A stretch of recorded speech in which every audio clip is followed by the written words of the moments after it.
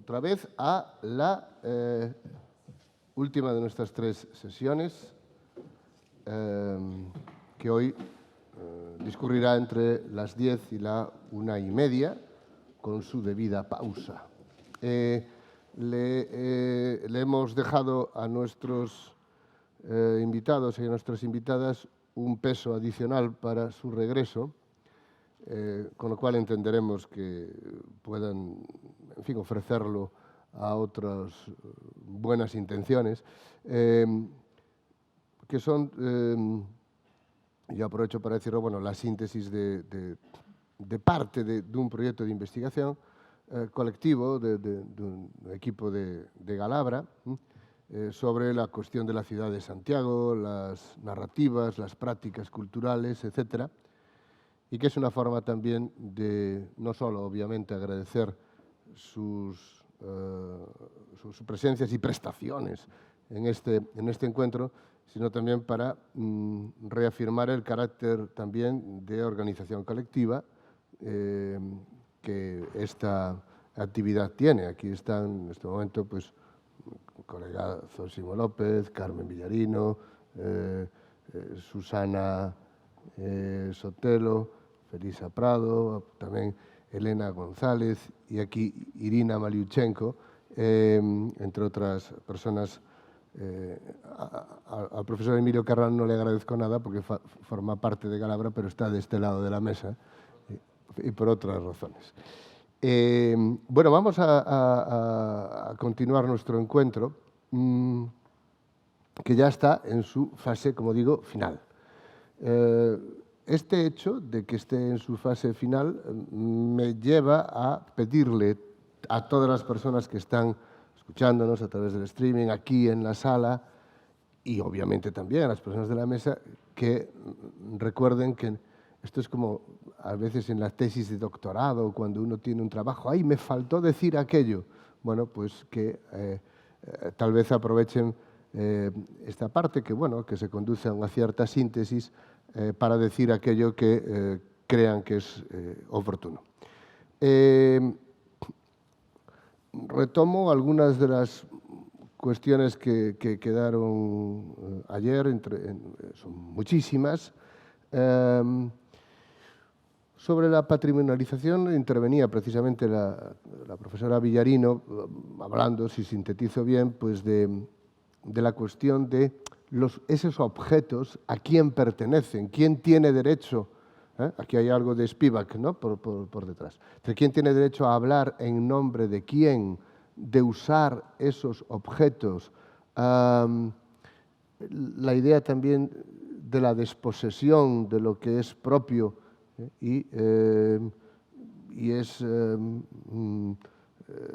digamos, arrancado de alguna forma o usurpado a esa comunidad.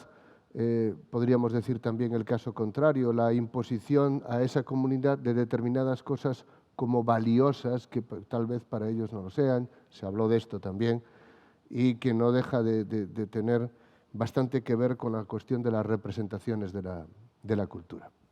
Ese es un asunto, el que va cruzando toda esta mesa, que fue enunciado por, entre otros, el profesor Itamar, a quien le pediría incluso a lo mejor alguna profundización sobre este asunto, es la cuestión de, bien, ¿qué es la investigación en la cultura? Y cómo ella se diferencia de los cultural studies, de los estudios culturales y de otros ámbitos. Y la propia idea de si aquí, como algunos pensamos, hay ciertamente un campo específico de trabajo nutrido, probablemente de una manera directa o indirecta, del uso de todas las disciplinas conocidas y de algunas que estarán aún por conocer. No digo esto de que estarán por conocer, bueno, por hacer un juego de palabras, es que hay técnicas nuevas, hay posibilidades nuevas que a veces conducen a responder preguntas que antes no podíamos responder o que no nos podíamos hacer, ¿no? Por utilizar un ejemplo del pasado,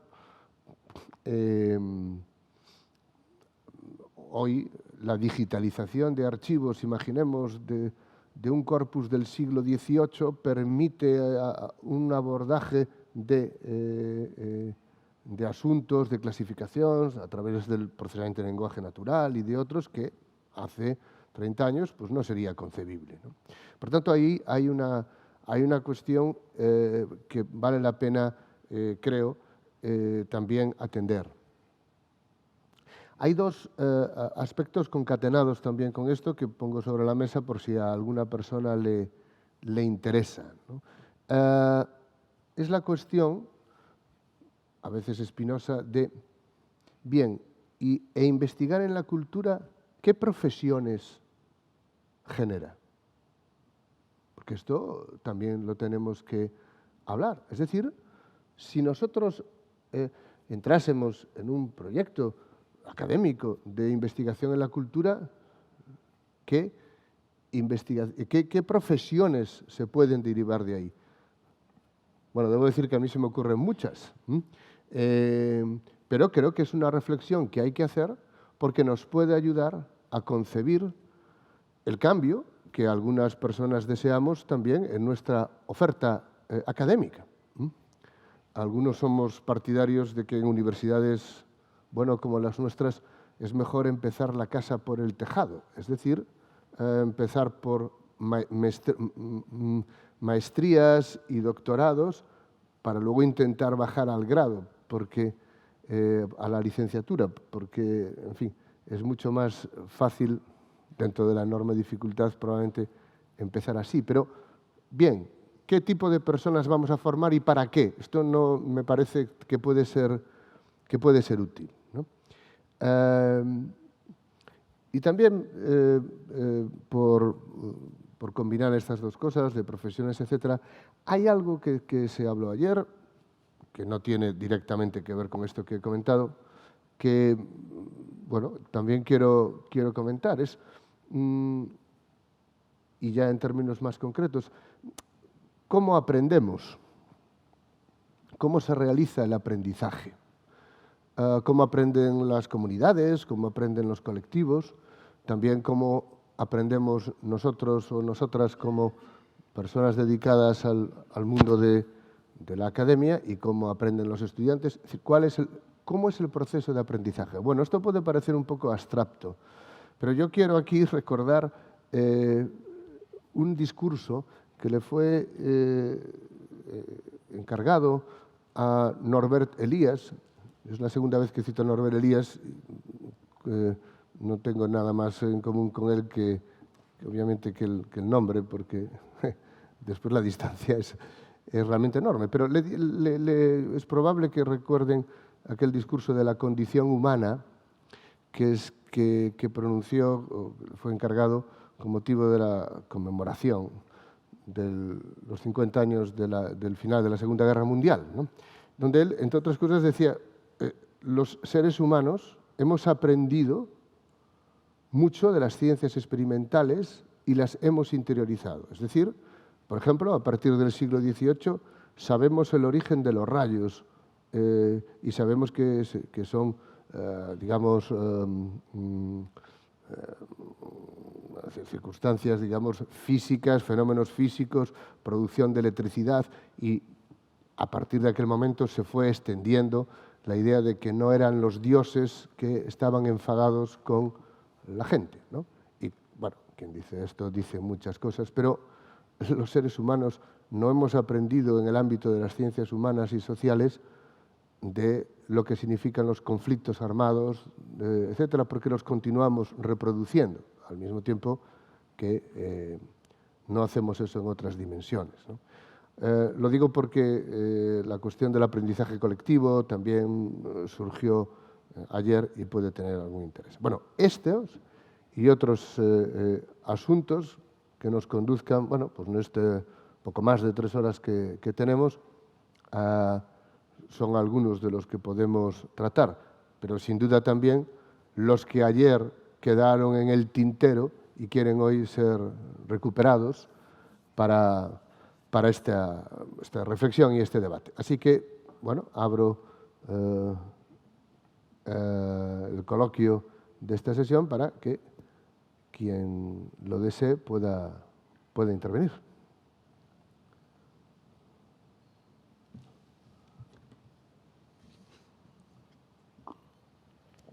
Antonio mira para mí como dice, ya me vas a encargar a mí a la venganza. Hola, que efecto, sí, sí. Is it open? Good morning. I think I can address most of the questions that you have raised. Regarding the kind of professions that this kind of studies can yield, and the profile of the students, the people who would come to study culture research, we have enough experience. There are people who I can definitely tell you who come to study culture research. These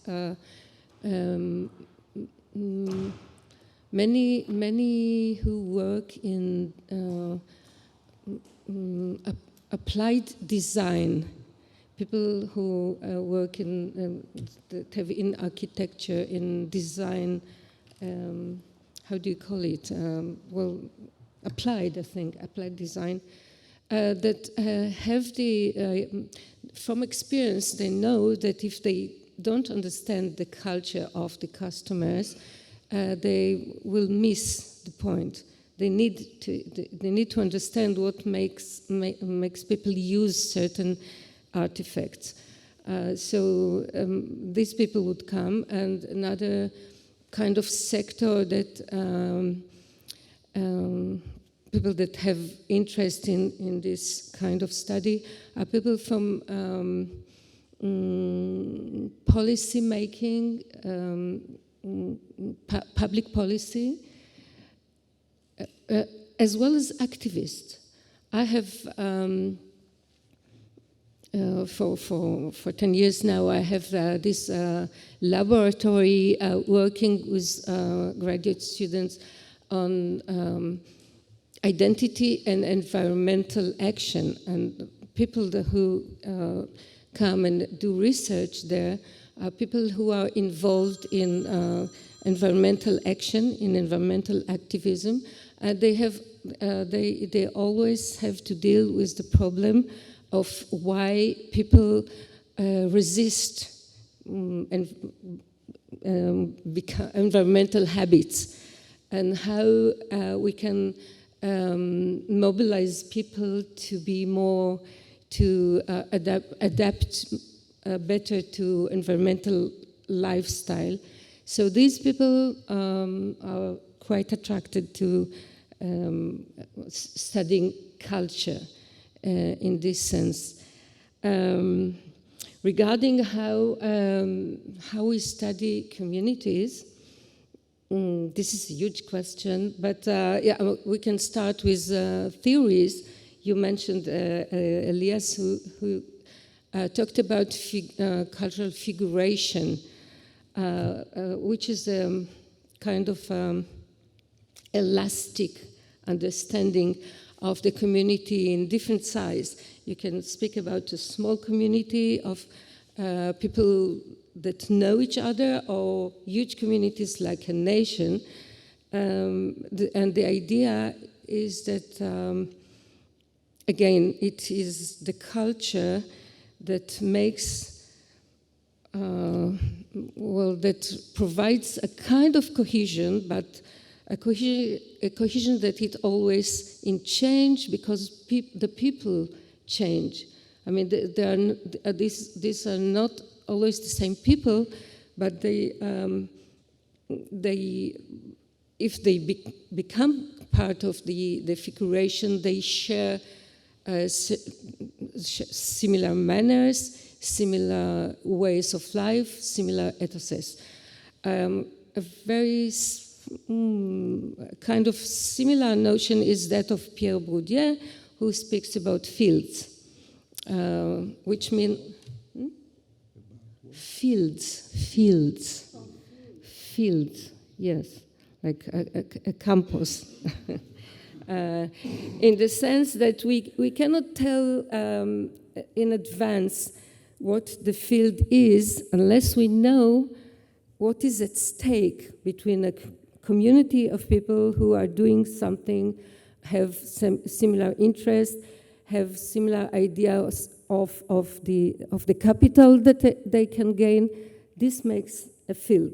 It's not the institutions, it's the culture that connect between the people. And I will just mention a very useful notion that I often use, which is communities of practice. It comes from different, even from social linguistics. And from education, maybe people in education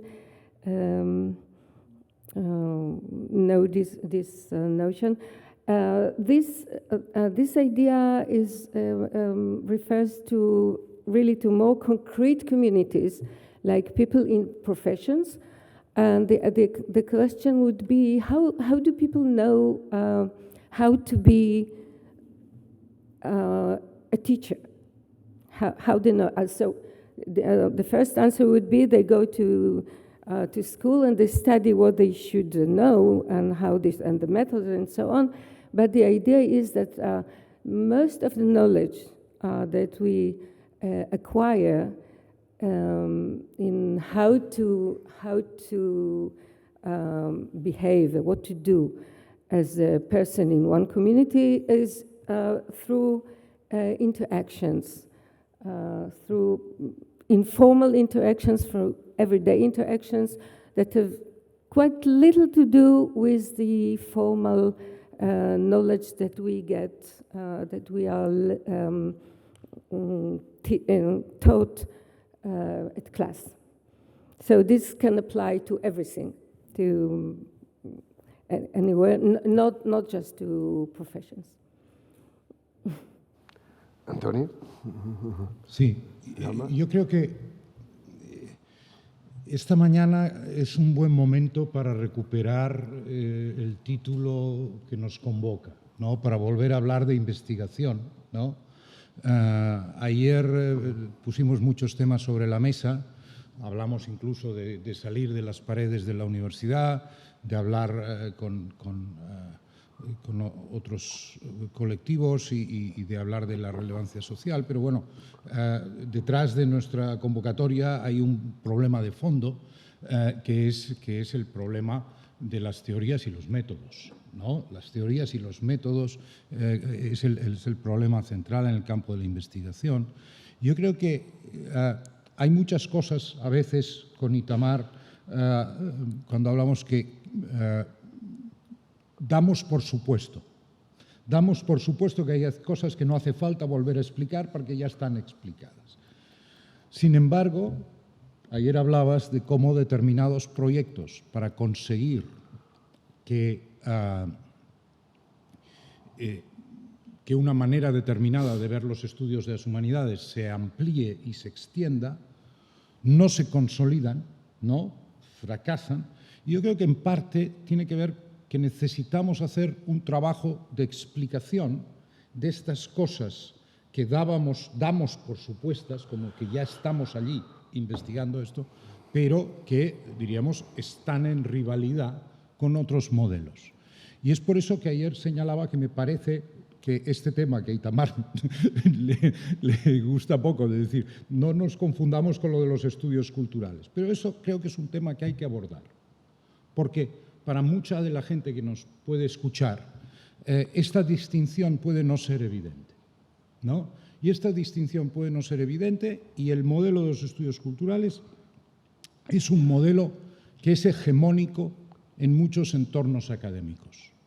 Es hegemónico en muchos entornos académicos. Por lo tanto, para entrar en la discusión, ¿no?, sobre de qué estamos hablando aquí, hay que empezar también por distinguir, ¿no?, por qué de lo que estamos hablando no es lo mismo, ¿no?, de lo que lo otro. Porque la realidad es que aquí nuestras aproximaciones metodológicas son muy distintas. O sea, cuando Jaume investiga para su libro sobre el rol de los escritores en la cultura catalana, su trabajo no tiene nada que ver con lo que yo hago cuando trabajo sobre el tema de la guerra, ¿no? En antropología el concepto de cultura está consolidado en el centro, ¿no?, de la disciplina de una manera muy clara, pero los que venimos de otros campos, eso ha sido históricamente más problemático. Claro, la gran crítica que se ha hecho, y yo conviví con el auge de los estudios culturales en las universidades americanas. En los años 80, cuando yo llegué allí, es cuando empieza la colisión entre lo que entonces se llamaba High Theory, ¿no?, que era la teoría postestructuralista, ¿no?,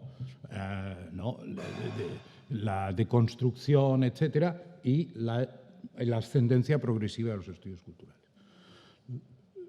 Como todos sabemos, los estudios culturales tienen un origen británico post-marxista, ¿no?, pero ha tenido una deriva que lo ha llevado a lugares que no tienen nada que ver con eso en este momento.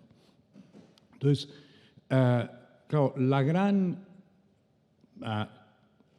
crítica que históricamente se le ha hecho a los estudios culturales es que es un modelo sin una teoría. ¿No? Es un modelo que no tiene una teoría detrás, porque nace con una lectura sociopolítica de origen marxista y se diversifica hacia una teoría de la identidad. Es decir, la gran base de los estudios culturales es el problema de la representación, pero no de la representación como mimesis, sino la representación como representación de la comunidad. Por lo tanto, los estudios culturales es un paraguas muy grande dentro del cual están los estudios poscoloniales, los estudios étnicos, los estudios queer, ¿no? Es decir, toda una serie de campos que se definen por aquellas identidades y comunidades a las cuales investigan, no por cómo lo hacen, ¿no?, ni qué metodología utilizan, ¿no?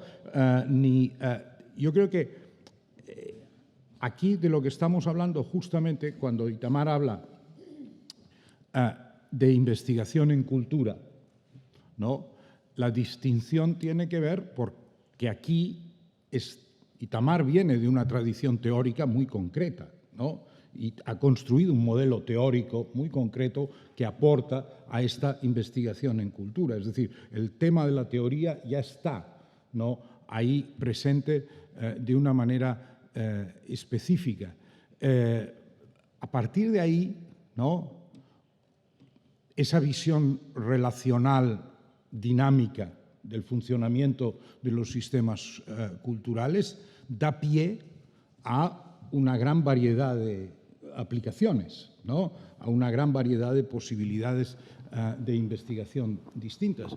Pero yo creo que es importante distinguir entre un tipo de estudios que tienen como origen un compromiso político determinado con la visibilidad, con la representación, diríamos, con la atención a lo marginado, con la recuperación de nociones para entender.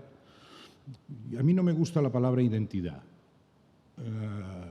Yo prefiero hablar de diferencia, ¿no? Yo creo que no hay posibilidad de entender el concepto de identidad sin hablar de que la identidad, ¿no?, es una articulación de diferencias, ¿no? Tenemos diversas identidades que dependen de la articulación de las diferencias.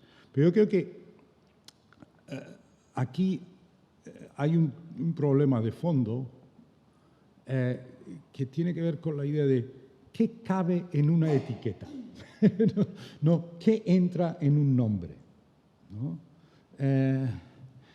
A mí este es un tema que no me parece menor, igual que no me parece menor el problema de la homonimia en el campo cultural. Es decir,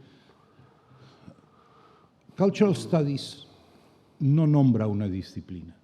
Hay muy pocos sitios donde propiamente haya un departamento de Cultural Studies, ¿no? Como tal, muy pocos sitios. Eso es simplemente una práctica, una orientación, ¿no? Dentro de la cual, dentro de ese paraguas, hay ramificaciones distintas. Nosotros necesitamos preguntarnos, cuando estamos hablando, como hacía Itamar ayer, cuál es el lugar que debería tener la investigación en cultura en el espacio institucional. Debemos preguntarnos si ese lugar es un lugar que, diríamos, convive con esos otros paradigmas, ¿no? Y coexiste con esos otros paradigmas bajo un paraguas genérico que los englobe a todos, o esos otros paradigmas de alguna manera pueden ser incorporados a esta discusión. ¿Por qué? Porque no son prescindibles esas preocupaciones. Esas preocupaciones están presentes, ¿no?, en el horizonte académico institucional de nuestro tiempo, y tenemos que ver qué tipo de diálogo, ¿no?, se establece. Yo, como vengo de una tradición que ya está complicada por su nombre, ¿sí? Los que nos dedicamos a literatura comparada nos hemos habituado a la idea de que la etiqueta literatura comparada no quiere decir ni que compares ni que hables de literatura. No, o sea, es una etiqueta histórica que está allí, ¿no?, que nombra una cosa muy, muy general. Entonces, hay comparatistas que piensan que la literatura comparada tiene que ser una cosa muy concreta. Yo solo tengo una definición útil de literatura comparada. Para mí, la literatura comparada es el estudio de la literatura en sus relaciones. ¿Cuáles? En sus relaciones. Todas las relaciones posibles que la literatura pueda tener.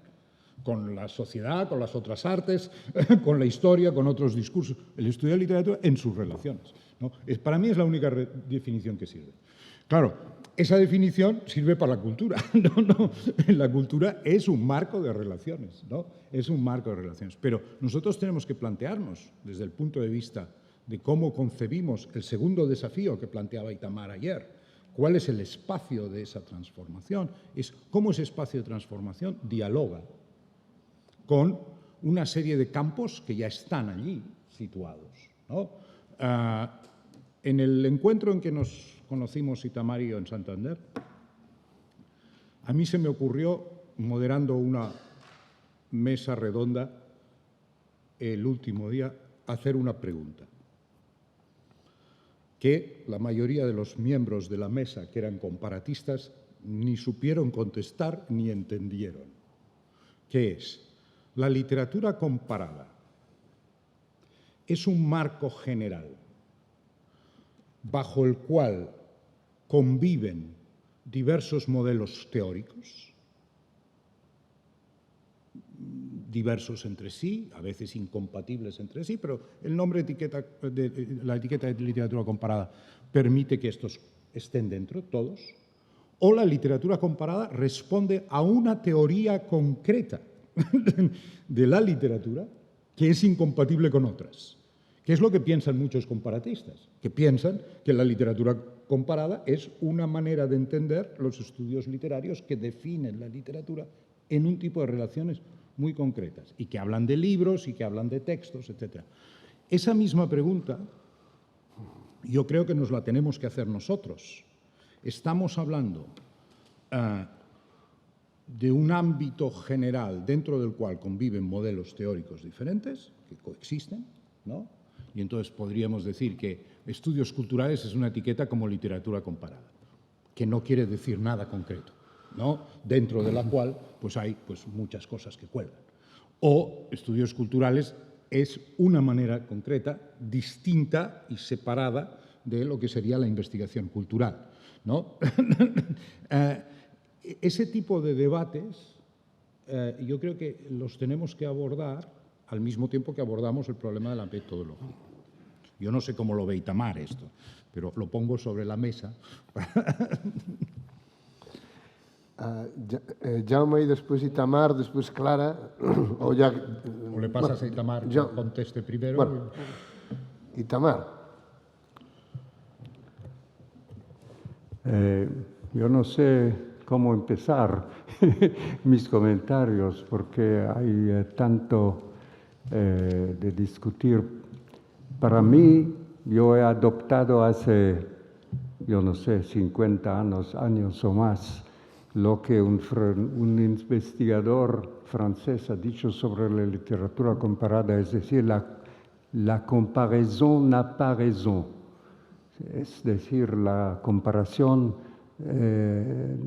no tiene una razón, porque ya debemos superar todos estos marcos, yo creo, o he creído antes muchos años, para avanzar a una mezcla nueva de las disciplinas. El problema en la vida académica en la cual vivimos es simplemente la fragmentación de las humanidades. La fragmentación de las disciplinas en la historia de las disciplinas generales no es una cosa extraordinaria. Ha sido una cosa muy, muy regular y quisiera simplemente citar de un libro que considero una lectura obligatoria. Desafortunadamente, probablemente no ha sido traducido en español, pero existe en inglés, de un investigador muy destacado en la evolución de la cultura, Alex Messoudi, un británico que ha publicado un libro que se llama Cultural Evolution, Evolución Cultural, How Darwinian Theory Can Explain Human Culture, cómo la teoría de Darwin pueda explicar la cultura humana. Y dice, yo he traducido en español el párrafo muy significante siguiente: a pesar de toda la brillantez del origen de las especies, el libro de Darwin, fue no hasta la llamada síntesis evolutiva de las décadas de 1930-1940 que la biología evolutiva realmente despegó como una estrategia coherente y exitosa disciplina. Es decir, que antes de esta síntesis, la biología estaba fraccionada en varias disciplinas aisladas, compuestas por experimentadores, modelos teóricos, naturalistas de campo, paleontólogos y así sucesivamente. Cada disciplina tenía sus propios supuestos teóricos que a menudo entraban en conflicto con las otras disciplinas. Describe simplemente la situación de la biología de los comienzos del siglo pasado, o la mitad del siglo pasado, y la biología ha superado la fragmentación. Mi pregunta siempre ha sido, ¿por qué nosotros? ¿Por qué nosotros en las humanidades y las ciencias sociales no somos capaces de hacer algo semejante? Han sido algunas Han existido algunas tentativas en el pasado. Por ejemplo, durante los años 70 del siglo pasado, la semiótica de golpe ha aparecido como una disciplina coherente, como si fuera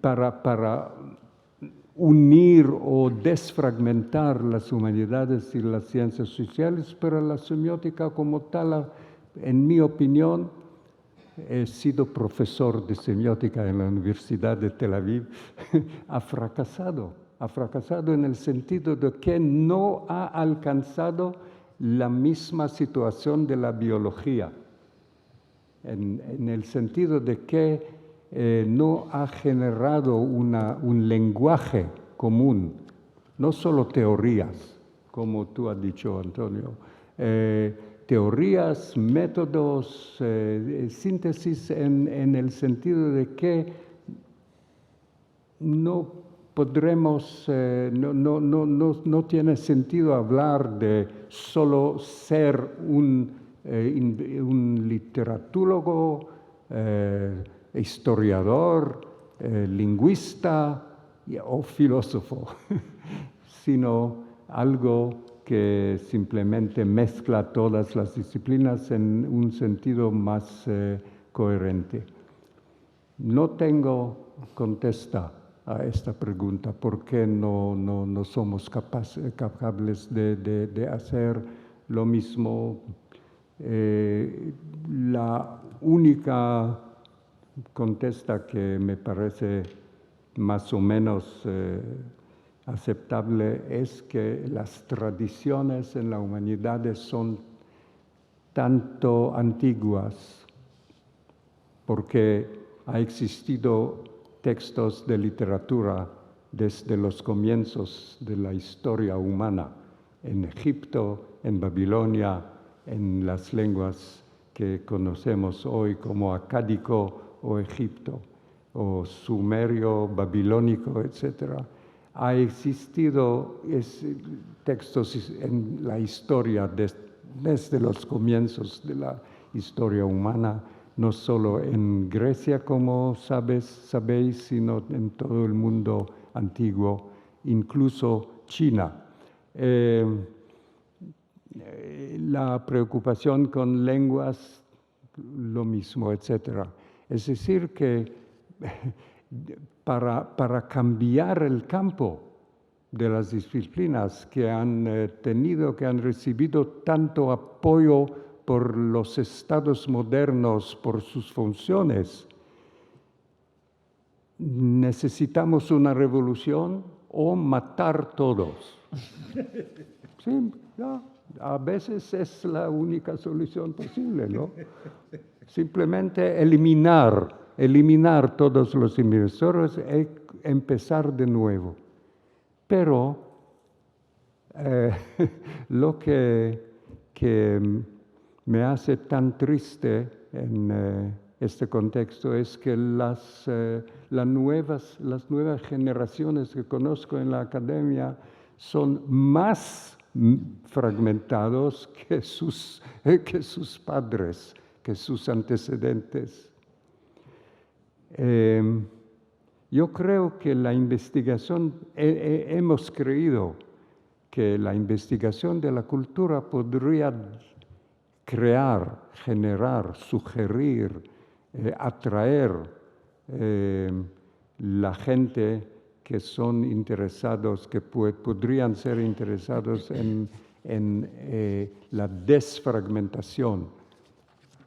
Pero no ha sucedido. No ha sucedido. En este momento, yo no sé cuántos estudiantes habrá para la investigación de la cultura en nuestra universidad, porque la oposición, la hostilidad contra la investigación de la cultura, por razones que necesitarían, yo no sé, un día completo de habla, simplemente han tenido éxito en eliminar más o menos la investigación de la cultura. Y lo que Rakefet ha dicho simplemente ha sido en la dirección de por qué nuestra unidad ha sido para estudiantes graduados. Ya hemos recibido candidatos interesados que han estudiado algo en su vida y no han encontrado soluciones. Y han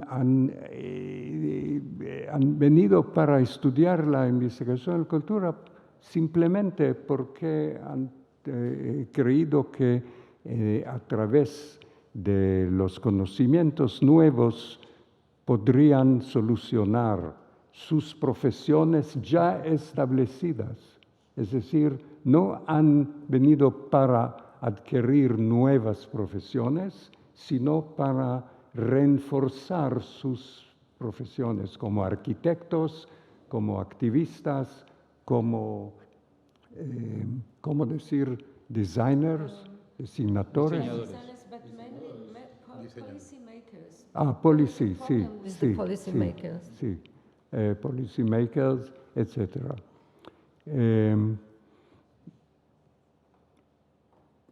Teóricamente, si habría la situación aquí en Santiago de Compostela que el señor Elías Torres pueda crear una unidad para la investigación de la cultura, me pongo en una posición de un,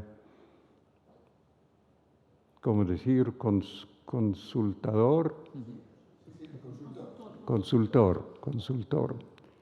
He sido consultor de mi proyecto aquí en Santiago de Compostela hace 25 años, un otro proyecto que ha fracasado, pero con un fracaso enorme que me ha enseñado mucho sobre la hostilidad contra lo que queremos saber. Entonces, sí puedo funcionar aquí como consultor. ¿Qué consultos podría dar a la gente que quieren avanzar la investigación de la cultura en Santiago de Compostela? Diría, ¿qué queremos saber? Primeramente, queremos saber qué es lo que es importante para la gente en sus vidas. Es la pregunta más sencilla y más básica, yo creo, porque de otro modo, ¿por qué interesarse en la cultura? ¿Por qué la gente vive como viven? ¿Por qué la gente hace elecciones o selecciones en sus vidas del modo de que hacen? ¿Qué es, no solo qué son las razones, sino qué son las causas, qué genera los comportamientos, etc.? En este libro de Alex Messoudi que propongo para leer, que está libremente accesible digitalmente del repertorio ruso, el repertorio ruso que tiene más de 4 millones de libros digitales, sin el control de Putin.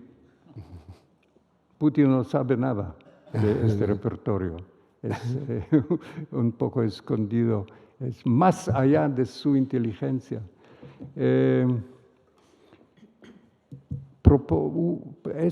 Hay una proposición muy concreta. ¿Qué sentido tiene la cultura? ¿De qué modo investigarla? ¿Qué métodos son posibles? Etcétera, etcétera. Yo creo que sería una consulta muy básica de mi parte. Claro que toda cultura tiene sus rasgos diferentes, pero yo no veo, en mi experiencia personal o como investigador a lo largo de los siglos que he vivido, no veo mucha diferencia entre la cultura en la cual he crecido y las culturas que conozco en el mundo. No veo mucha diferencia básica entre, por ejemplo, los problemas de la sociedad japonesa y los problemas de la sociedad española.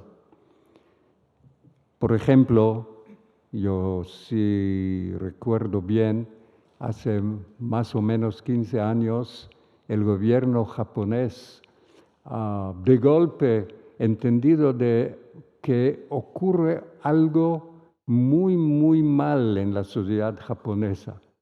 ¿Qué ocurre? La gente simplemente no se comporta de manera tradicional sin la posibilidad de generar nuevas ideas.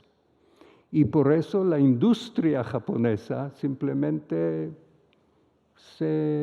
no tiene el mismo éxito como antes.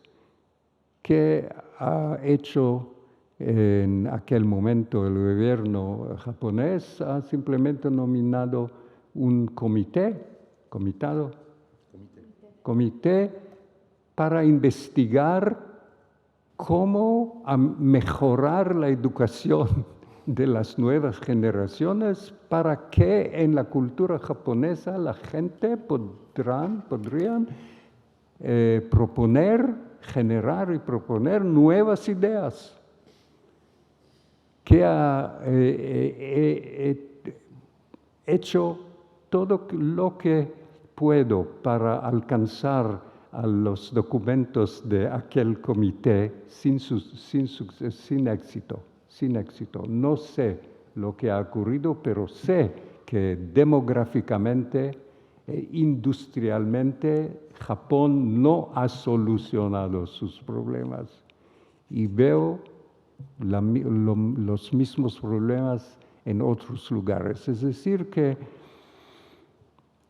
en todas sociedades que conozco, el problema de generar nuevas ideas para que el bienestar de la sociedad, la calidad de vida, como Adams ha dicho, la riqueza de las naciones se avanzan, es muy, muy parecido. Entonces hay que investigar esto. ¿Por qué en definidas culturas hay gente que puedan generar ideas para cambiar la vida, para mejorar la vida? ¿Y por qué en otras culturas gente de este tipo no existen o no pueden trabajar, no pueden funcionar? Hay gente, pero no hay posibilidades para ellos para avanzar sus ideas, etc. Hay una lista bastante larga de preguntas y hay una lista bastante larga de métodos posibles. Rakefet ha mencionado ayer el método de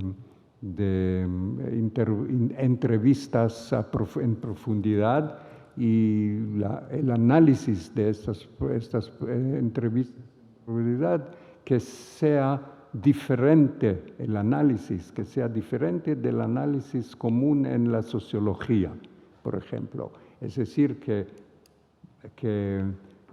precisamente nuestros conocimientos textuales que hemos adquirido a través de la investigación de las literaturas y las lenguas nos da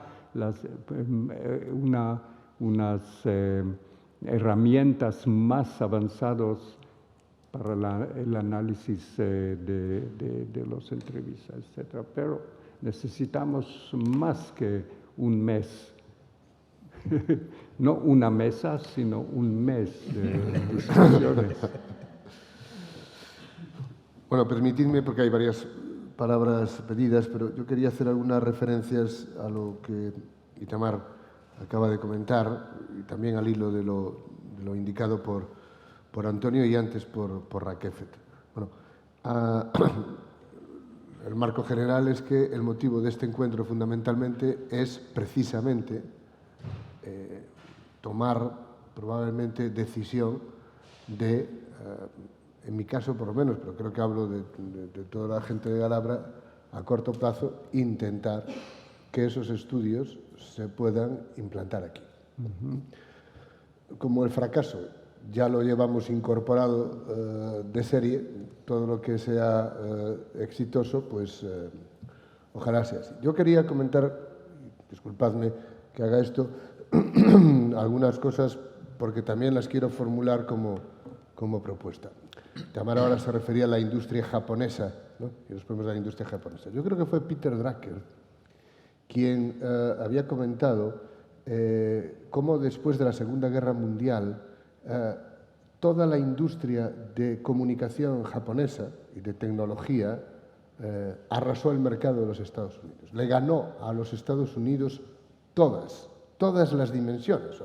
La fotografía, se las ganó todas, ¿no? Excepto una.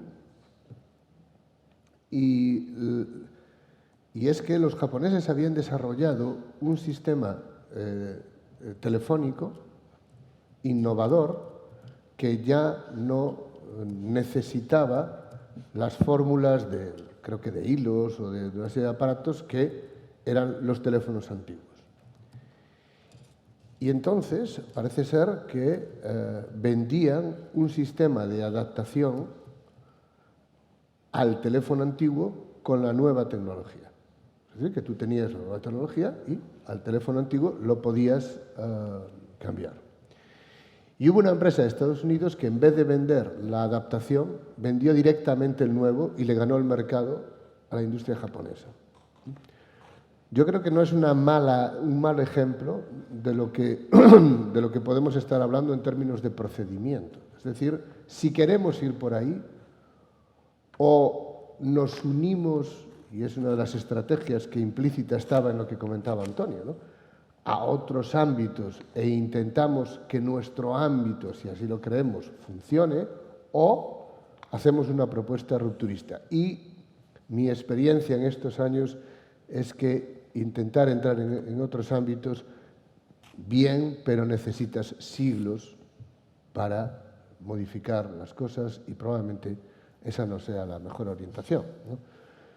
Ciertamente el libro de Mesudi es fundamental y no está traducido. A lo mejor alguien aquí incluso se anima a hacer una buena traducción porque es verdad que este libro y algún otro es muy bueno. Bueno, entonces yo quería volver a insistir sobre que el propósito de este encuentro es una reflexión que nos ayude a pensar también estrategias en la dirección que se está comentando, ¿no? Rápidamente una pincelada sobre nuestros estudiantes. Sí, las nuevas generaciones son más conservadoras, pero porque nosotros las habituamos a ser conservadoras, ¿no? Cuando entran en nuestro sistema están pensando cómo podrán ser algún día profesores y entonces ya saben que tienen que hacer un artículo que hable de A y no ser muy audaz, etc. Bueno, eso es una cosa que si os parece bien, pues podemos hablar. Pero yo sí querría comentar un asunto y conocer vuestra opinión. En Portugal está habiendo ahora unos debates promovidos por una entidad sobre las reformas o no de la enseñanza superior. Del ensino superior. Y una de las cosas que está sobre la mesa, y lo formulo también como pregunta, es que existe la opinión de que para el doctorado, para la maestría, es decir, el maestrado, e incluso para la licenciatura, las personas deberían tener ya proyectos profesionales incorporados. Es decir, la enseñanza se basaría en ya proyectos profesionales incorporados. Atención con esto es siempre muy arriesgado, porque entonces, bueno, ya deberse la empresa, ya no sé qué. No, yo no estoy hablando de eso. En Portugal algunos puede que sí. No es esto lo que estoy yo diciendo, sino incorporar la idea de proyecto a este tipo de actividades. Y también dirigirse en el doctorado, esto lo formulo también como pregunta, en la maestría y también en la licenciatura, a personas que ya están trabajando. En el sentido exacto que estabais comentando. Es decir, personas que vendrían a hacer este tipo de estudios porque quieren mejorar la actividad a la que se están dedicando. Esto tiene muchas derivadas, no me corresponde a mí, obviamente, hacerlas. Y Tamara hacía ahora un anuncio, hablábamos antes, bueno, yo en mi humilde materia, esto no es publicidad porque ya no hay posibilidad de matricularse, pero digo, yo tengo una materia opcional en un maestrado de estudios de la literatura y de la cultura, y este año con los estudiantes les propondré que precisamente hagamos ya la primera experiencia piloto de entrevistas a la gente sobre la base de lo que importa. Esto será, y en los términos en que ellos han, bueno, veremos hasta dónde va. De hecho, también quiero decir que con mi colega Elena González Doval, que está desarrollando una tesis sobre cultura de Mozambique, a través de los textos, lo que dentro del proyecto está la idea de qué es lo que importa. ¿Qué es lo que importa? Yo creo que se ha hablado muchas veces, nunca hemos entrevistado a los textos. Y yo creo que hay, bueno, yo lo he probado alguna vez y me ha dado buen resultado, entrevistar a los textos, no a las personas que han hecho los textos, no, a los textos. Preguntar a los textos qué idea tienen de la sociedad, del amor, o qué es importante, o quién está allí. Aquí hay un elemento de la antropología que creo que a veces incluso se ha descuidado, la idea de podemos entrevistar a los textos que han sido precisamente considerados relevantes. Bueno, entonces, la cuestión de la oferta, la innovación, las profesiones, también yo quería comentar que son asuntos relevantes y que el conjunto de este encuentro, por lo menos a nosotros, pero espero que a muchas más personas, nos saludan, hace poco nos están siguiéndonos desde Colombia, por ejemplo, es decir, que pueda servir para pensar mejor nuestro métier. Habían pedido la palabra Jaume, Clara y... Bueno, pues Clara. No. Clara, Jaume y después Raquefet, sí. Ok. Porque yo quería hablar de cosas que Antonio habló, pero entre mentes se metieron otras. Pero entonces, voy a ser muy crítica, porque para mí, ok, Antonio dice que no hay departamentos de Cultural Studies. Hay algunos en los Estados Unidos, en otros lugares, pero también no hay, tanto cuanto yo sepa, departamentos de estudios en la cultura, excepto el vuestro. Pero para mí como antropóloga, para decir la verdad, yo no conseguí entender la diferencia entre antropología y estudios en la cultura. Todo de que Itamar habló, todo de que Antonio habló, las cuestiones de definir lo que es identidad, lo que es diferencia, lo que son comunidades trans, lo que son comunidades gitanas, lo que son... Todo eso es lo que la antropología ha hecho, ¿ok? Entonces, ha hecho y hace.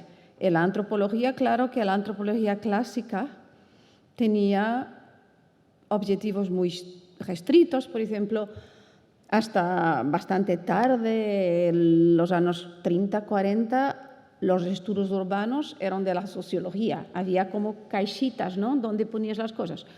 Y después la antropología se abrió también a las comunidades urbanas, al estudio de la sociedad urbana, de fenómenos urbanos, que se desenvolvieron muchísimo durante el siglo XX, después, claro, sobre todo después de la Segunda Guerra, las migraciones, la alteración de sociedades, que la migración había ya, pero la antropología empezó a hacer también eso. Tienes el clásico de Frederick Barth y todo eso que desenvolveu un lado la antropología y que después se desenvolveron otros. Por ejemplo, cuando Itamar dice que no hay diferencias en las culturas, hay diferencias en las culturas. Yo entiendo lo que dice, que no ha dicho que no hay diferencias en las culturas, pero que el funcionamiento de las sociedades son muchas veces similares, ¿ok? Pero, por ejemplo, yo pienso en un ramo de antropología en que trabajé muchísimo, porque como trabajo con religión y ritual está implícito, que son las cuestiones de la antropología de las emociones, ¿ok? Con que trabajo muchísimo.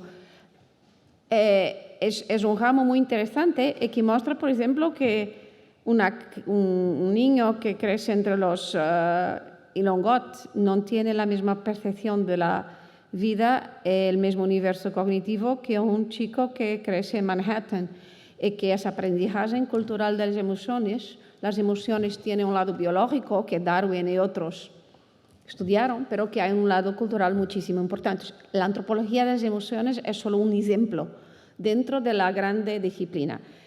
Pero para mí, yo debo decir que es un poco como, no sé si tiene la expresión en español, discutir el sexo de los ángeles, que es discutir las diferencias entre estudios en la cultura, antropología y estudios culturales. Ok, estudios culturales es un poquito diferente. Que los estudios culturales tengan por base el marxismo y que no tenga un cuadro teórico como, por ejemplo, la antropología tiene, porque es una disciplina más antigua, porque ha tenido muchas corrientes teóricas, ok.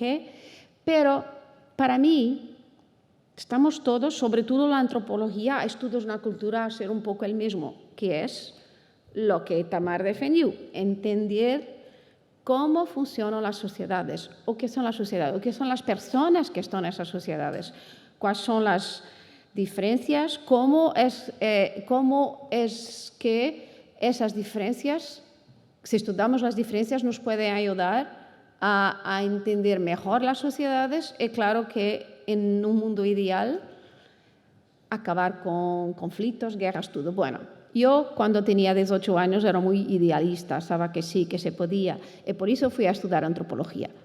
Yo fui a estudiar antropología porque cuando tenía 17 años fui un año de intercambio en los Estados Unidos, en Minnesota, in the middle of nowhere. Tenía un profesor en la high school, el último año de secundario, que era un profesor de antropología.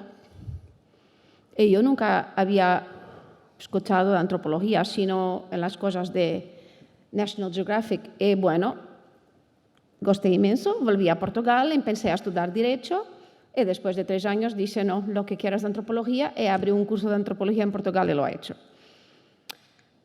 Eso hace que 40 años. La semana pasada conseguí encontrar el mail de este profesor que está vivo y le escribí diciendo muchas gracias. Fue gracias a usted que yo estudié antropología. Y me respondió felicísimo, porque, bueno, esta portuguesa que cayó en el medio de Minnesota, bueno, eso es una historia. Pero lo que quería decir, volviendo a lo que quería decir, para mí, intentar entender las diferencias teóricas entre estudios en la cultura, cultural studies y antropología, ok, es un ejercicio muy interesante, no digo el contrario, pero a mí no me interesa.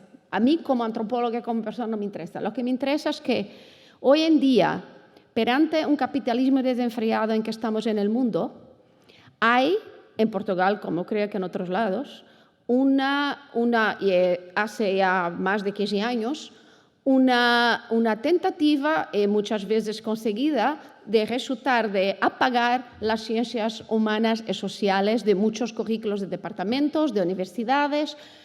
Como les dice yo, a su parte de WCA, que es the World Council of Anthropological Associations, en los últimos años tenemos hecho innumerables cartas para departamentos y para gobiernos en Polonia, en Hungría, en Irán, que acabaron con departamentos de ciencias sociales. ¿Okay? Porque lo que les interesa son las ciencias, la electrónica, la tecnología, porque es eso que trae dinero, y refletir sobre las ciencias humanas y sobre las sociedades y cómo la gente piensa, no les interesa. Entonces, para mí, más importante que definir en bases teóricos de cada disciplina es que estas disciplinas se unan contra una posición que es una posición que infelizmente se torna más y más grande en el mundo, que es de pensar las ciencias humanas y sociales como algo de que se puede prescindir. No sé si tienes el verbo prescindir, nosotros tenemos en portugués. Que no son necesarias. Y les digo que yo puedo daros ejemplos concretos de muchos departamentos, de muchos países, donde las ciencias sociales y humanas, como la antropología, como la sociología, como estudios en la cultura, jámela lo que quieren, pero no recibe más becas, no recibe más dinero del gobierno, porque se piensa, no, eso no es necesario. Lo que es necesario es la tecnología, es la parte de informática, es la parte de ingeniería que construye las casas, pero pensar sobre las sociedades humanas, eso es mucho, no interesa, no es necesario. Y claro que eso, en mi percurso como antropóloga, es claro que es el opuesto de lo que tengo visto. Todos los proyectos en que tengo participado multidisciplinares son muchísimo más ricos que los proyectos en que trabajamos solos en nuestras disciplinas. Todos los trabajos que han hecho en África, en Botsuana, Namibia, África del Sur, Mozambique, Guinea, trabajé en todos esos países, fueron siempre proyectos multidisciplinares y muchísimo interesantes. Pero eran muchas veces proyectos, por ejemplo, de biología, estoy pensando, por ejemplo, uno que habíamos hecho en Tanzania, Namibia, Botsuana, África del Sur, que era sobre, por ejemplo, los marama beans, los fejones. ¿Fejones se dice? Frijoles marama, que existían en Botsuana y que nacían libremente, y que los Kung, que se llamaban en el tiempo del colonialismo los bosimens, que es una palabra que ahora no se usa, los recoltaban y los utilizaban en su alimentación. Ahora los pobres Kung viven en reservas porque la tierra donde vivían está llena de diamantes, que interesa la industria de diamantes de Botsuana y de África del Sur, claro. Entonces, ese proyecto estudiaba cómo los marama beans, en realidad, son muchísimo buenos para prevenir una cantidad de doenças y las propiedades de estos frijoles contra el cáncer, etcétera, etcétera. Bueno, y teníamos químicos, teníamos biólogos, teníamos antropólogos, y yo y otra colega. Cada uno de un país diferente. Para mí, esos proyectos conjuntos muestran cómo la antropología, claro, tengo de defender mi disciplina, pero cómo la antropología es necesaria, mesmo en proyectos que son de biología, de química, etcétera, etcétera, porque justamente los antropólogos hacen eso que Tamar decía, vamos a hablar con la gente y entender cómo la gente funciona, cómo su universo cognitivo funciona.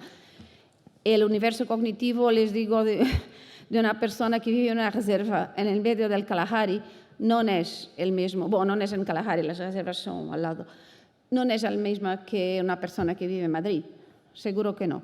Si es mejor o peor, bueno, eso es una otra cuestión, pero si es justo o injusto, claro que es una grande cuestión.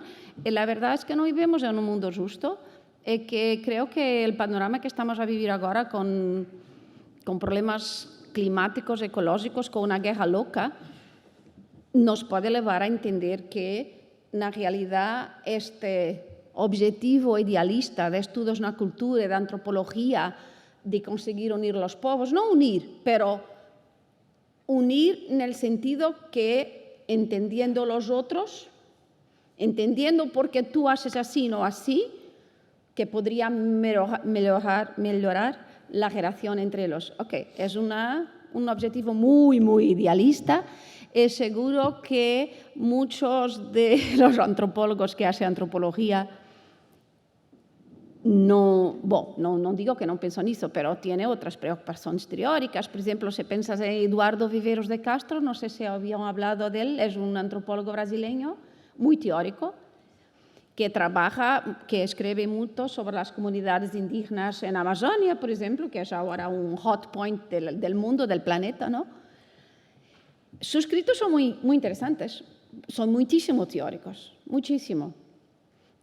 lo que pasa es cómo aplicar todo ese conocimiento teórico de la antropología, por ejemplo, en el terreno, cuando trabajas con poblaciones que son retiradas de sus lugares porque los madereros en Amazonia quieren cortar los árboles para hacer dinero y hacer otras cosas. Entonces, lo que quiero decir es que para mí, más importante que definir estas diferencias, comprendo que es importante haber discusiones teóricas. Para mí, lo que es importante hoy en día es verdaderamente una unión de estas disciplinas que se preocupan en comprender las diferencias humanas.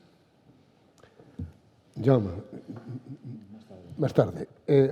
Rakefet. Thank you. I wanted to relate to, again, to what we were talking earlier, what Antonio and Itamar raised. First, about the fact that culture is discussed in many different disciplines, and whether it is good or bad. In fact, as I've already said, I don't mind. I mean, it's okay, and the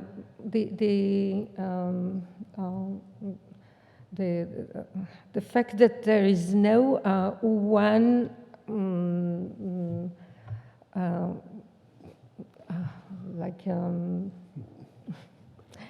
there's no one global discipline for culture in itself would not have been such a problem. I mean, it's very natural if you speak about biology. Yes, maybe there is a discipline of biology, but within biology, there are, these small fields always rise and decline, and I think that's normal. I also think that it is good that people from different disciplines create communities of learning, communities of research, and if this works, this is very good. The problem is that I think in many cases where in existing disciplines people speak about culture, they are not really, as far as I can tell, they are not really interested in culture. It's only one more angle to deal with what the discipline has already been dealing with. It's just a new fashion to speak about literature, for instance. And in this respect, I think it's a misunderstanding. Because we don't get really to understand culture. And I think it's because these groups are not really interested in culture. It should be commonsensical. I think, as I said earlier, people who really encounter problems and understand that without understanding culture, there will be no other options to deal with the problem. That's why I think it comes from people that, for instance, in public policy, and as I said, like environmental activists, that the problem is so widespread. That we have this mission of changing lifestyles and changing the way people think and changing the way people relate to the natural environment and to their own use of natural resources. And there is so much knowledge and so much research about it, and the discourse, the environmental discourse, is so widespread, and still people hardly change their ways of life. I mean, it applies to us as well. So where is the problem? And I think those people who are really interested in the problem must realize, and it happens at least sometimes, they realize that the problem is cultural. I mean, we often say, yes, it's cultural.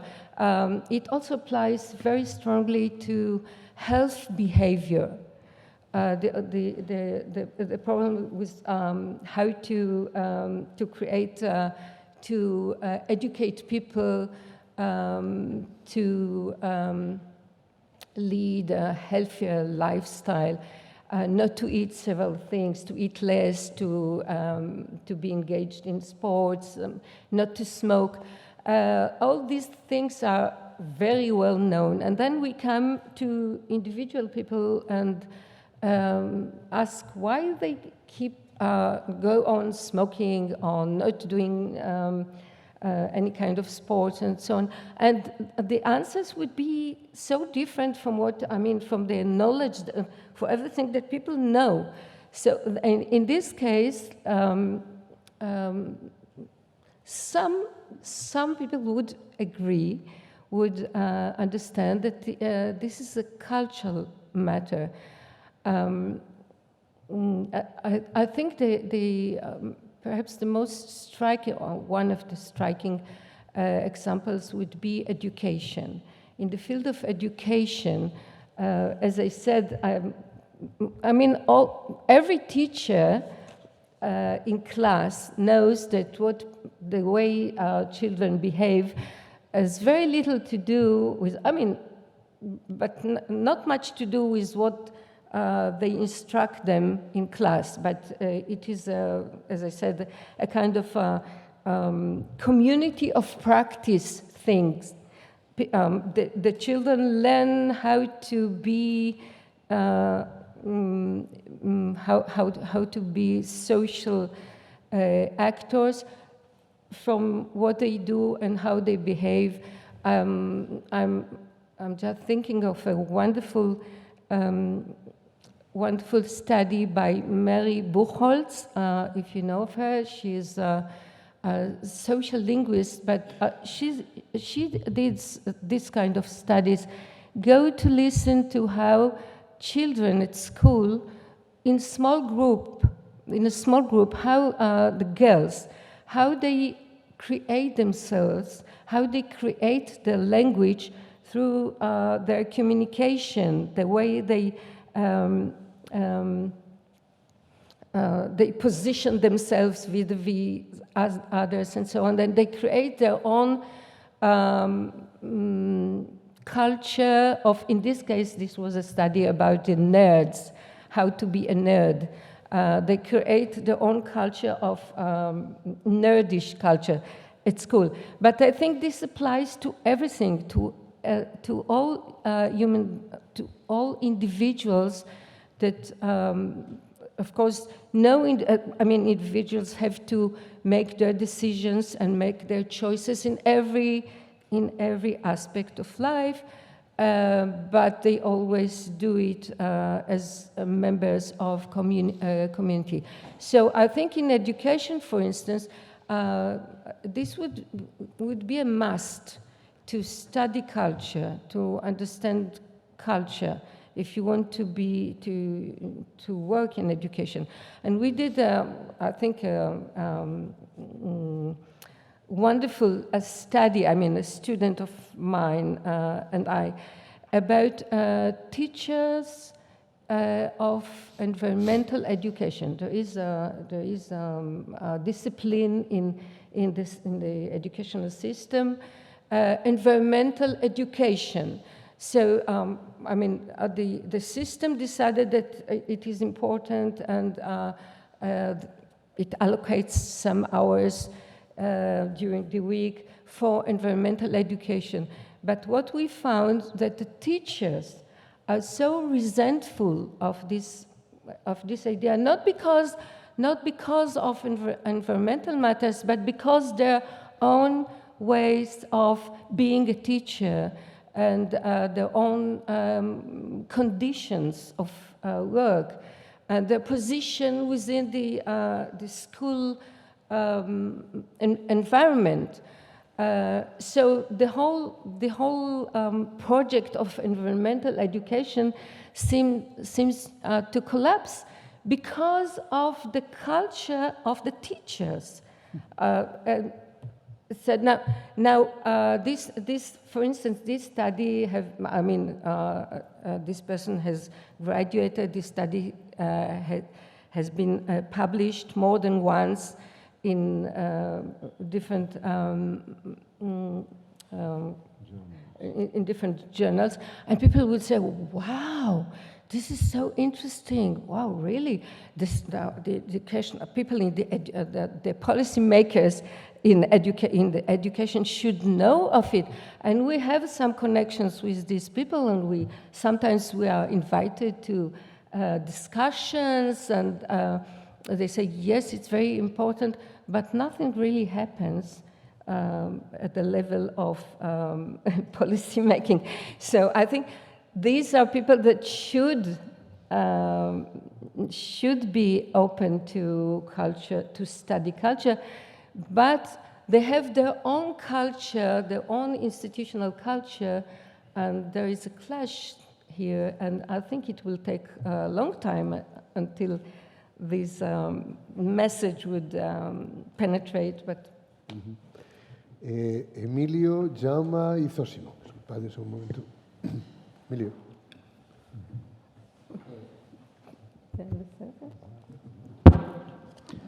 Bueno, como dijo el profesor Itamar, es difícil saber por dónde empezar. Y entonces voy a empezar por lo mío, que es algo más fácil. Y también siguiendo lo que dijo Itamar del despegue de la biología evolutiva. La ecología en sí no es una disciplina, realmente no es una suma de disciplinas, porque yo creo que ahí está el desafío. Y si queremos evolucionar hacia los estudios, la investigación de sistemas culturales, no consiste en sumar disciplinas. El verdadero problema y desafío consiste en agregar conocimientos de otras disciplinas para generar nuevo conocimiento. Eso la ecología fue capaz de hacerlo, porque, ya lo conocéis todas, imagino, pues utiliza, digamos, para simplificar, herramientas de la química, de la física, de la matemática, de la geología, de la zoología, de la botánica, y es capaz de crear pues un nuevo conocimiento. Y no se compara con nada, porque yo también estoy de acuerdo con lo que dijo, con la cita del profesor Itamar, sobre que la comparación no tiene una razón. Y yo diría que incluso estudiando, investigando los sistemas culturales hasta puede ser muy peligroso, porque, bueno, todos tenemos una ideología y todos hacemos juicios morales y, queramos o no, así es. Entonces, ¿por qué la ecología, digamos, despegó? Bueno, primero, porque hubo iniciativas individuales, y aunque no está aquí el profesor Elías Torres, pues ya fue nominado por el profesor Itamar para esa iniciativa individual. En el Estado español hubo una gran iniciativa individual que fue uno de los mejores ecólogos del mundo, el profesor catalán Ramón Margalef, y lleva mucho, eso lleva tiempo. Es decir, el primer gran compendio de ecología escrito en español fue el libro del profesor Ramón Margalef y apareció en los años 80, es decir, que no fue algo inmediato. Pero gracias a unas iniciativas, digamos, individuales y que supieron eso, agregando conocimientos de otras disciplinas, crear una disciplina nueva. Entonces, quizá por ahí podría ir un poco, en mi opinión, el despegue, por así decirlo, de la investigación en sistemas culturales. Después, porque la ecología cogió, digamos, empezó a tener importancia. Bueno, porque trabaja sobre algo tan importante como es, de manera genérica, la degradación ambiental. Es decir, cómo nosotros estamos usando el mundo. Y eso también fue a partir, también de manera muy sencilla y simplificada, mejor dicho, pues a partir de la aparición del libro que, bueno, famoso de la primavera silenciosa, de la bióloga marina americana Rachel Carson, que apareció en el año 1962, buen año por otras cosas. Y la comunidad científica y también las comunidades sociales, aunque seguimos siendo poco conscientes de esa importancia, sí que se dieron cuenta y todo eso ayuda. ¿Los sistemas culturales son importantes? Evidentemente, sigo compartiendo las teorías del profesor Itamar y de muchos que están aquí. Claro, es que es la vida misma. Entonces, ¿cómo no va a ser importante estudiar cómo nos relacionamos, cómo somos capaces de vivir? Pero es importante estudiarlo, quizá de manera independiente, ¿no? Y aquí también, bueno, ya que estamos, a la pregunta que hacía Carmiña de quién es el patrimonio o algo, creo que era algo así, yo creo que no, es decir, evidentemente el patrimonio es de las comunidades que lo producen, pero no nos debería, es decir, la pregunta podría ser, ¿y quién puede usarlo? Puede usar cualquiera, es decir, allá cada uno, es decir, para quien tiene significado realmente es para la comunidad que lo produce, si los demás lo quieren usar es su problema, es decir, a mí no le veo mucho sentido a la comparación. En la creación de ese campo nuevo de estudios culturales, quizá podríamos, bueno, seguir o aplicar el proceso de desarrollo de la ecología, es decir, de entender los sistemas sociales o los sistemas culturales, mejor dicho, como un ecosistema, es decir, que tiene una serie de elementos y tiene una serie de funciones y de relaciones entre esos elementos. No es exactamente lo mismo, por eso decía antes que la ecología no es simplemente una suma de otras disciplinas, sino que el desafío está en agregarlo. Y quizá desde ese punto de vista nos podamos acercar a intentar desarrollar, digamos, ese nuevo concepto de investigación cultural. No es copiarlo, porque las recetas no funcionan. Es decir, yo le digo a mis alumnos y a mis alumnas que trabajan con sistemas naturales que es muy peligroso importar modelos de fuera. Es decir, si las recetas funcionaran, pues todos seríamos Arguiñano. Es decir, como seguir la receta. Arguiñano, para los que no conocéis, es un cocinero, un chef famoso en España, pero las recetas realmente no funcionan, porque si funcionaran, pues todos tendríamos las 18 estrellas Michelin. Entonces es cuestión de adaptarlo, y quizá desde la ecología sí que hay modelos de análisis y de aplicación, porque al final pues los sistemas culturales no son más que un ecosistema, es decir, con otras características. Y eso también es el otro desafío, saber aprovechar y saber adaptar lo que sabemos de otras disciplinas a ese nuevo modelo, ¿no? Y sin que sirva de precedente, una cosa importante que dijo el profesor Elías Torres sobre ¿sería interesante entrevistar a los textos? Claro que es muy interesante, porque es el resultado agregado de la visión que tiene un autor o una autora sobre el entorno que lo rodea. Y además está siempre ahí, no cambia de opinión. Es decir, por mucho que hagamos o deshagamos, siempre tenemos esa fuente única y original. Entonces es importante, incluso yo diría que no conozco, pero es tan importante o más entrevistar al texto que no a quien parió ese texto, porque quien parió ese texto pues es un ser humano y cambiamos de perspectivas y de ideas con mucha facilidad. Entonces, quizás, bueno, desde entender el sistema cultural como un ecosistema, y no se trata de copiar ni de trasladar modelos, pero sí que podría ser una vía, ¿no? Y de adaptarlos, es decir, nosotros en lo que llevamos trabajando en el grupo, en ese proceso de adaptación, y yo también cambié mi visión, porque al principio a mí lo de los análisis cualitativos me parecía una cosa, en fin, poco científica, por así decirlo, poco representativa estadísticamente. Los que venimos de ciencias, pues, es decir, corremos el peligro de caer solo en la significación estadística. Sin embargo, con los estudios que llevamos haciendo, me he dado cuenta que es muy importante ser capaces de combinar el análisis cuantitativo con el análisis cualitativo, ¿no?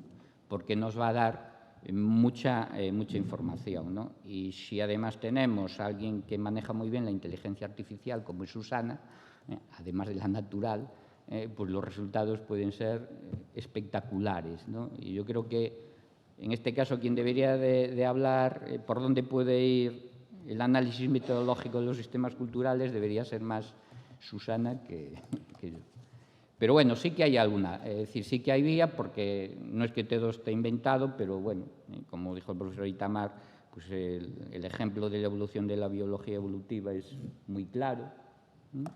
Y el de la ecología, que es más o menos paralelo, curiosamente, pues también lo es. Es decir, es una ciencia, o como lo queramos llamar, pues desde el punto de vista de la historia de la ciencia muy reciente, y porque supo, bueno, pues no sumar, o sí sumar, pero el todo es mucho más que la suma de las partes, sí agregar, atraer trabajos de otras disciplinas, pero evidentemente desarrollando su propio camino. Insisto, no se trata de copiar modelos porque las recetas no funcionan.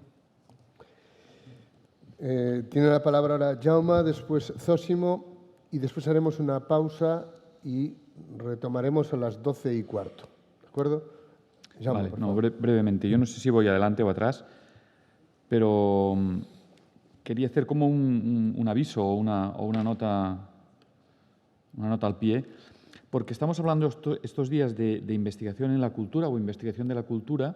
Hemos dedicado mucho tiempo a hablar de la cultura y, por decirlo de alguna manera, damos por supuesto lo de la investigación, y yo creo que no se puede dar por supuesto, o que no deberíamos darlo por supuesto. O sea, investigación de la cultura quiere decir investigar. Y investigar hablo más para la gente que nos escucha, para nosotros que no tenemos remedio, digamos, ¿no? Pero no quiere decir charlar, ni quiere decir divagar, ni quiere decir pasearse. Investigar quiere decir buscar datos, quiere decir combinar cualitativo y cuantitativo, quiere decir formación permanente, quiere decir escuchar, quiere decir ir a los sitios, quiere decir, y en ese sentido yo creo que Itamar es un buen ejemplo, o por lo menos es uno de los ejemplos que yo conozco, quiere decir una vocación de pluri, o sea, una vocación de plurilingüística y una vocación de lo que Peter Burke llama los polymaths, ¿no? De querer ser polymath, intentarlo por lo menos, digamos, experto en más de un área y capaz de establecer relaciones en este sentido. Es decir, quiere decir entender, asumir y vivir como una vocación permanente la formación y el contraste y la ampliación del saber. En ese sentido, si la cultura, yo creo que fue Itamar ayer que dijo que la cultura es un sistema que engloba a todos los otros, y si estamos más o menos de acuerdo, me parece que nos toca asumir la desconfianza por parte de los especialistas. Eso va en el sueldo, digamos, ¿no? A menos, es decir, a mí que desconfíen no me importa, digamos. La cuestión es que no tengan razón.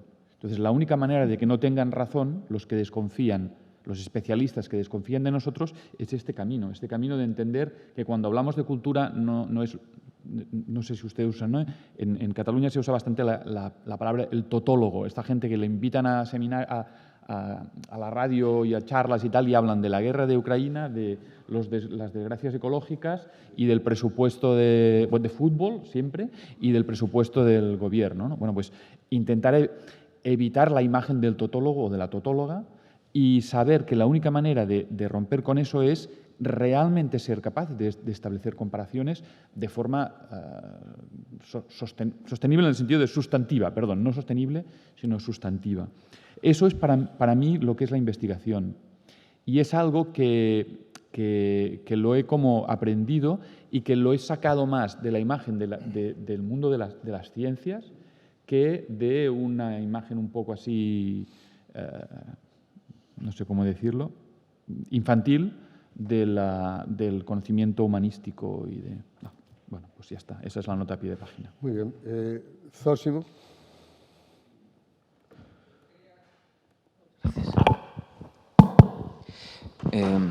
Yo quería